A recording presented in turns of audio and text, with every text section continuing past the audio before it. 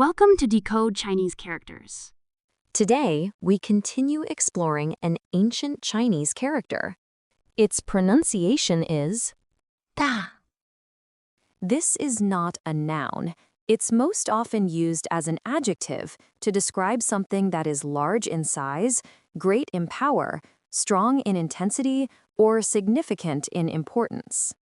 It can also describe something that is broad in scale, deep in degree, or important in nature. It's one of the most common Chinese characters, used in many different contexts. When we start learning Chinese sentences later, you'll see how flexible and powerful this character can be. This character appears in many words, each carrying a slightly different meaning. For example, 巨大 means huge or enormous, 大王 means chief or king of a tribe, 重大 means important or significant, 大约 means approximately or roughly. Now, let's take a look at how this character evolved throughout history. In the earliest oracle bone inscriptions, ancient people used the image of a person spreading their arms wide to show something very large. So in oracle bone script, the character Da looked like a human figure with open arms. As the writing system became standardized, the shape gradually simplified into the form we use today. Let's practice reading this character together. 大 大 大 It is a single component character with 3 strokes, a horizontal, a left falling stroke, and a right falling stroke. Pretty simple, right?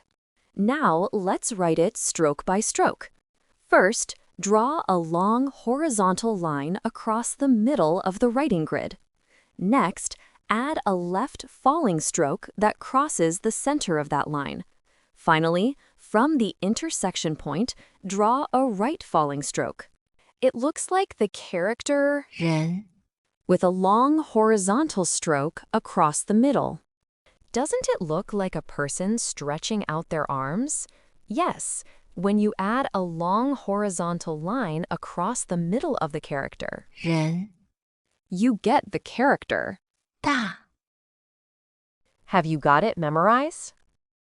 The character 大 is also a common radical in Chinese. It often appears at the top or at the bottom of other characters, like this. Now, here's something new to learn. In Chinese, one character can have multiple pronunciations, and each pronunciation may carry a different meaning. The character we learned today is mostly pronounced, 大 but sometimes it can also be read as. 大 For example, take this word. When pronounced, 大夫 it refers to an official title in ancient China.